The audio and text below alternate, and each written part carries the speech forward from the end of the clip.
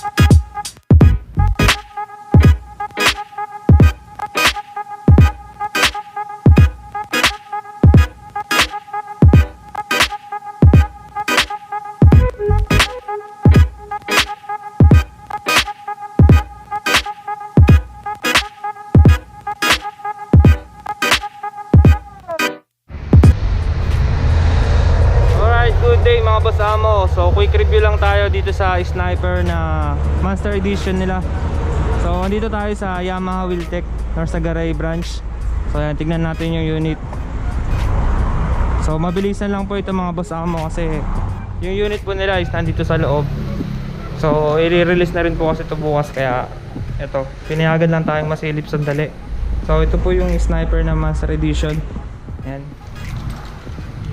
155R. So tignan lang po natin yung konting details nya, pati po yung price. I-update ko po kayo. So ayan po mga boss amo, yung Sniper Monster Edition nila.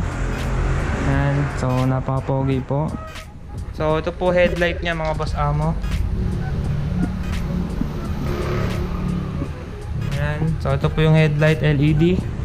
Tapos dito po banda mga boss amo, meron po ditong Yamalube. Tapos Monster Energy po na sticker. Then meron po siya ditong Yamaha logo na gold. Yan mga boss amo, yayamanin. Tapos meron siyang blue dito sa bandang gilid, dalawa po yan.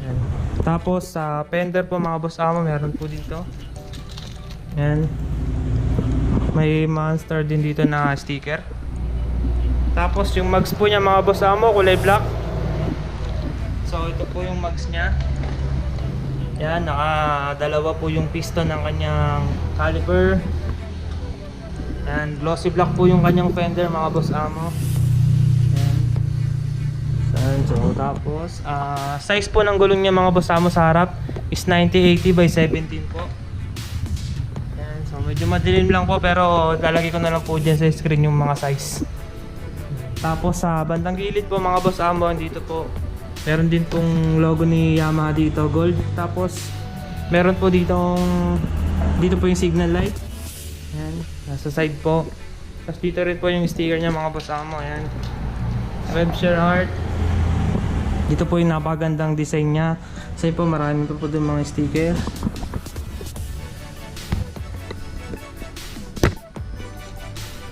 So ayan mga boss amo, may Master na sticker po dito sa side. Ayan. Tapos dito naman po sa bandang likod mga boss amo, ayan, Yamalube, Sniper. Tapos yung fender po niya, ayan po yung kinuha sa inspired by R1 po yung fender niya. So ayan mga boss amo, taillight niya LED, may reflector po dito. Ayan, napakaganda po ng design. Tapos mga boss amo, ito po yung kanyang upuan. Yan po, flat seat na po siya. Tapos maganda din po yung pagka-design niya, may white po na yan, tahi. Keyless na rin po siya, kasi nga po is 155R po to. Yan. Tapos may charger na po siya dito. Ito po yung button.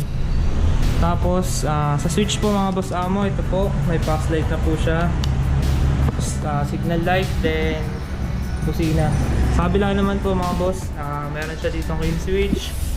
Tapos may hazard na po siya built-in, hindi na po tayo magpapalagay dyan. Then yung push button natin. So wala na po siyang kickstarter mga boss amo. Yan, push button lang po siya. Yung starting system po niya. Wala siyang kick. So yun po yung mga uso ngayon mga boss yung mga wala ng mga kickstart. Sa likod mga boss amo, Nissin brand ng caliper niya. Yan, naka-disc brake na po. Tapos yung mags po niya, yan.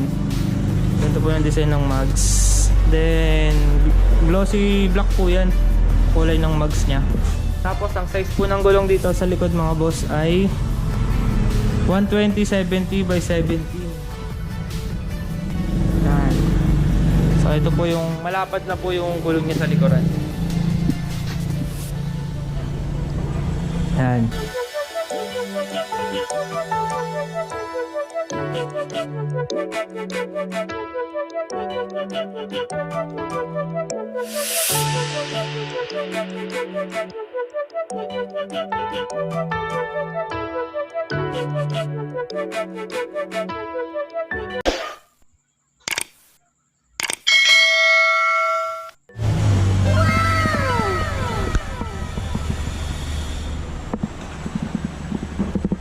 Alright mga boss, so ayan po yung sniper na Master Edition.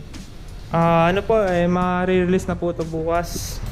Pero kung sakali po na gusto nyo po yan, gusto nyo po mag-avail po ng ganitong klase na unit, pwede naman po kayo mag-inquire lang po kayo dyan sa nakalagay sa description box natin. Dyan po yung contact number nila, or pwede rin po kayo pumunta dito sa Yamaha Wheeltech or sa Garay branch po. Pwede po kayo dito mag-inquire para po ma-assist kayo. Tulad po na itong unit na to. And hindi pa natin masyadong masilip kasi lahat ng mga details niya. Yan po yung muffler niya. Ayan. Aluminum tip. Tapos matte black po to. Yung pinaka heat guard niya.